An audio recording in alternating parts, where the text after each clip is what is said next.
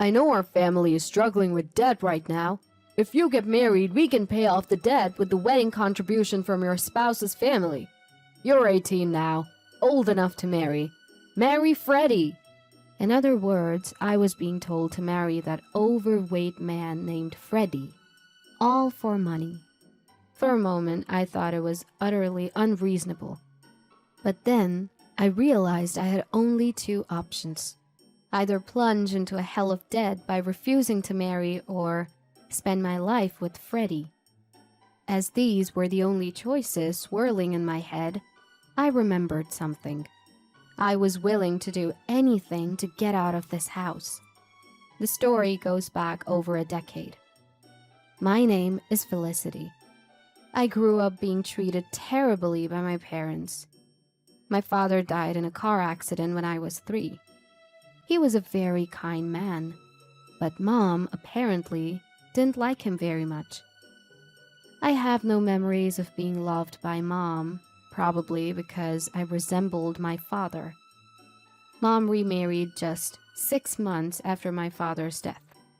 According to her, she had been involved with my adoptive father even when my father was alive. Mom and my adoptive father, who had betrayed my kind father, treated me horribly. I was treated as if I didn't exist, and my pleas were always ignored. It seemed to get worse after my sister Olivia was born. Mom and my adoptive father adored Olivia. Unlike Olivia, who received all their love, I was always treated as an outcast. They did give me birthday presents every year, but they were small things like pencils or erasers, while Olivia got anything she wanted.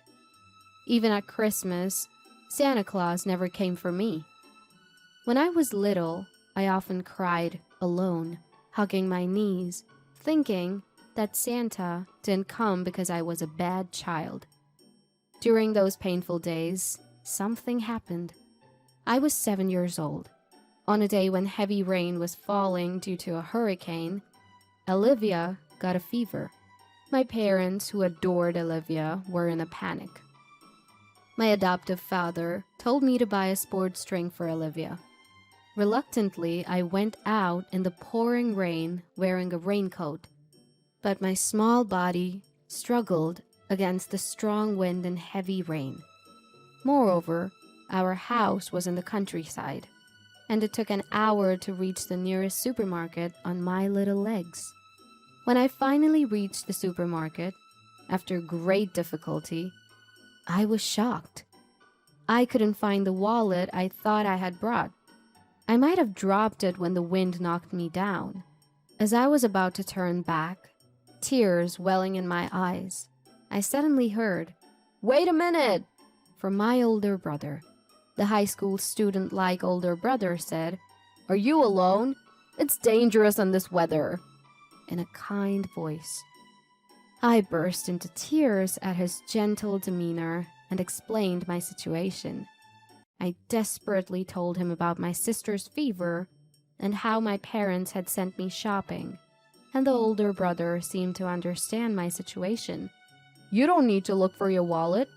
I'll help you with the shopping," he said, and he helped me with all my shopping. I had lost my wallet and couldn't pay a single dollar, but my older brother told me not to worry and even gave me the change. He also took me close to home in a taxi, and I felt the kindness of others for the first time in a long time. "Thank you, big brother," I said with all my heart as I got out of the taxi, and my elder brother's gentle smile was very impressive. I, who had spent such a childhood, turned 18. When I was a child, I only felt constrained by being treated differently from my sister. But now, as an 11th grader, my problem is money. Mom and adoptive father were against me going to high school in the first place. Apparently, they thought it was a waste to spend money on me. But I insisted on going to high school, and the condition they gave me was that if I wanted to go to high school and stay at home, I had to put $1,000 into the family every month. The money I earned desperately from part-time jobs was consumed by living expenses. When I became an 11th grader, I had to study for college in addition to my part-time job, and I was very busy. Mom and adoptive father probably won't pay for my college. I spent all my time working and studying to get a scholarship. One day, Olivia, who had become an 8th grader, came home triumphantly and said to our parents, "Listen, listen! I got scouted by the entertainment industry." What Olivia put on the dining table was a business card from an entertainment production company I had never heard of. Mom and adoptive father said, "Olivia is cute after all," and were delighted. "Olivia has a sparkle, so I thought something like this might happen. Keep it up, Olivia." Having a daughter as a celebrity is great. Way to go, Olivia. You're nothing like your big sister. Well, of course, I am much, much cuter than my big sister. Olivia, raised by parents who had always looked down on me and praised Olivia, compared herself to me at every opportunity. This time, she arrogantly asked, "You think so too, don't you, big sister?" I replied, "Yes," because arguing would undoubtedly lead to trouble. Olivia was supposed to have joined an entertainment industry, but months went by without any contact. The parents, who thought it was strange that they were being charged for lessons and membership fees, found out that the entertainment agency was a fraudulent group and had already disappeared. All that was left for the parents was a debt of $20,000. The parents looked desperate, but I just calmly paid $1,000 to the family and focused on my studies. I won't spare any effort if I can get out of this house. With that in mind, I was working hard at my part-time job and studying. A few weeks later, when I got home, I heard an unfamiliar voice from the living room.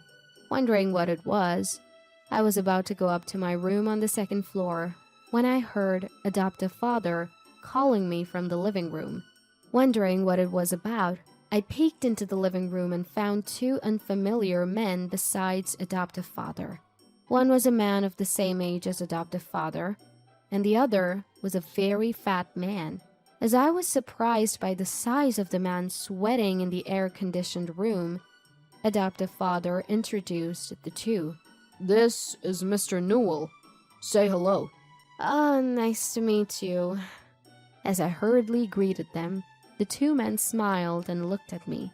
Mr. Newell is a well-known large-scale landowner in this area, known to everyone. Why would such people come to our house? As I was puzzled, adoptive father said something outrageous. "Mr. Newell's son, Freddie, is your fiancé. Be polite." "What?" Startled, I raised my voice, and adoptive father, looking flustered, took me out into the hallway. "What's going on?" I asked adoptive father in a whisper, and he answered in a whisper as well. "You know we're in trouble with debt. If you marry, we can pay off the debt with the wedding contribution from their family. You're 18 now and can marry. Marry Freddie." In other words, I had to marry that fat man Freddie for money. I thought it was utterly unreasonable for a moment, but I realized I had only two choices. Either reject the marriage and plunge into debt hell, or marry and live with Freddie. As those were the only two options swirling in my head, I remembered I was willing to do anything to get out of this house. "Are you done talking? What do you think, Felicity? Will you marry our Freddie?" Mr. Newell, who had been waiting in the living room, asked me anxiously. I answered with a smile. Yes, gladly. And so I was to marry Freddie. That very day I was told to live at Freddie's house right away and was kicked out of the house. With only my study materials, Freddie asked, "Don't you have any clothes or anything?" But I had never bought cute clothes. "That's all I have," I said. Freddie lowered his eyebrows and said, I see. Mr. Newell, no, my father-in-law was a well-known landowner whose name I had heard. But he was a very friendly person. His car drove through a large gate and into a vast estate, and it stopped in front of a solitary house. This is a separate house I built for Freddie when he got married. But Freddie couldn't find a spouse. I'm glad a wonderful woman like Felicity is marrying him. I live in the main house, so Felicity, you should live here with Freddie. With just a brief explanation, my father-in-law said, Well, I'll leave it to the young couple, and left Freddie and me behind. Suddenly alone, I was a bit wary of Freddie, but he calmly showed me around the separate house. As he brought me to a spacious room furnished with furniture, saying, This is your room, Felicity. This inside lock works. And if you're worried, don't hesitate to ask for a key change. I won't lay a finger on you, Felicity. I've told your parents that we'll cover your high school expenses. You should reduce your part-time job if you can. That way, you can study more. If you want to go to college, I'll let you go. I blinked at the unexpectedly good treatment. Freddie even said he had no intention of getting a marriage license, and that we would have a common law marriage, so I could go to another man if I found one I liked. Far exceeding my expectations, I inadvertently asked, what is this marriage for? I feel like I'm the only one benefiting. I wondered if it was rude after I said it, but it would be troublesome if I were asked for something outrageous later. Thinking I should check just in case, I waited for Freddie's words, and he began. I might be meddling, but... And then answered, I thought you might be in trouble, Felicity. Do you remember when you went shopping on the day of the hurricane when you were little? We met then, but do you remember? I was taken aback. There's no way I wouldn't remember. I still remember the face of the kind older brother from that time. I realized that if older brother gained weight, he might look like this. Are you the older brother from that time? I'm sorry I didn't recognize you. It can't be helped since I've gained a lot of weight. Stress from becoming a working adult made me eat too much. But you haven't changed, Felicity. When my dad showed me your picture and asked if I wanted to marry you, I knew right away it was you. Are you still being discriminated against and suffering like your sister? Just like on the day of the hurricane, Freddie spoke to me kindly, and I nodded. Then Freddie smiled to reassure me. It's okay now. You don't have to worry about money or being treated badly anymore. You can live freely in this house, okay? Touched by Freddie's kindness, tears welled up in my eyes. In front of Freddie, who hurriedly handed me a beautiful handkerchief, I cried and cried. And from that day on, Freddie and I started living together.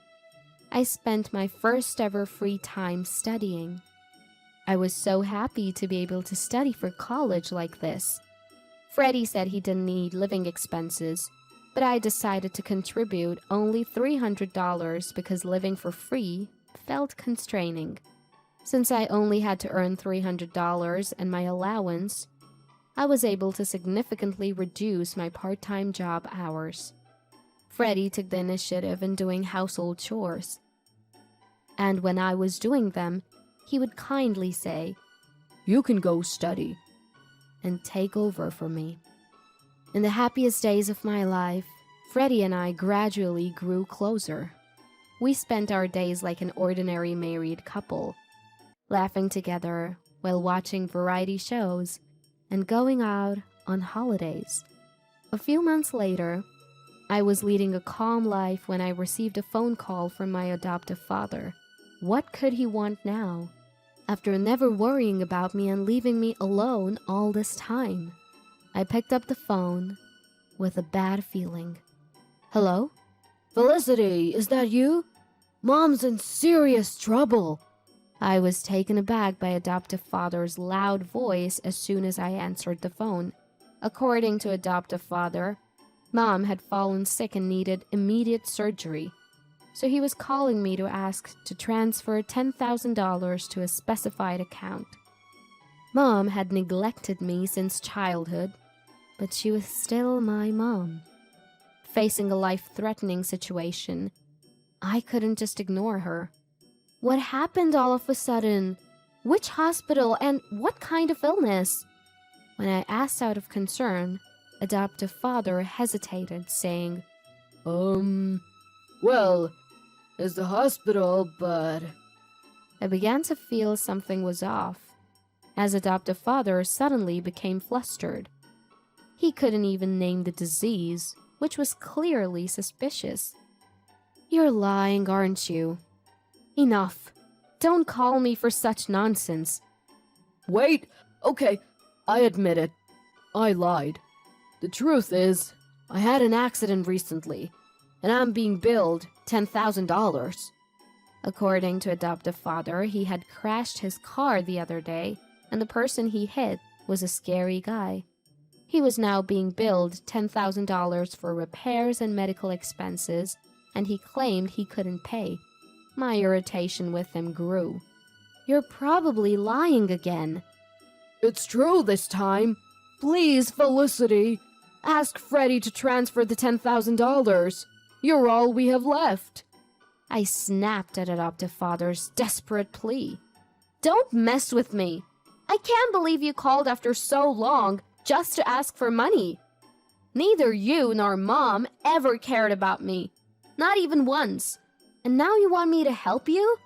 That's too convenient. No matter what you say, I have no intention of transferring the money. Goodbye. Ignoring adoptive father's plea to wait, I hung up the phone and blocked the numbers of adoptive father, Mom, and Olivia. A few weeks later, as I happened to pass by my family's house, I noticed it was vacant. A gossip-loving neighbor lady approached me, and from her I learned that the story about hitting a scary guy's car was true. According to the neighbor lady, my parents and Olivia had secretly packed their bags and left the house at night. They must have fled and are likely living a hidden life now. Living in fear must be incredibly stifling. Thinking about it, I felt a sense of relief deep in my heart. Meanwhile, I was living happy days. I had completely fallen in love with Freddie. Though Freddie, who was 10 years older than me, was often hesitant about dating me. My persistent confessions led to a decision to start dating once I graduated from high school. Freddie even took time off work to attend my high school graduation ceremony. As he accompanied me in my eating and exercise habits, Freddie slimmed down to his original figure and transformed into a handsome man. My friends were envious when I proudly introduced him as my boyfriend. After my high school graduation, Freddie and I submitted our marriage registration to officially get married. When I said I wanted to marry, Freddie nodded in agreement, so we decided to submit the marriage registration. It would take a little time for the marriage certificate to be issued, but now we were officially a married couple, not just in a common law marriage. On the way home from the city hall, we held hands for the first time. I laughed at Freddie's adorable shyness, and he said, Now that you're my wife, Felicity, you can't be swayed by any handsome boys you meet in college. I thought I was the only one in love, but it seemed Freddie loved me very much too. I found it so ticklish that I burst into laughter. There's no way that could happen. Out of all the people I've met, Freddie is the most handsome.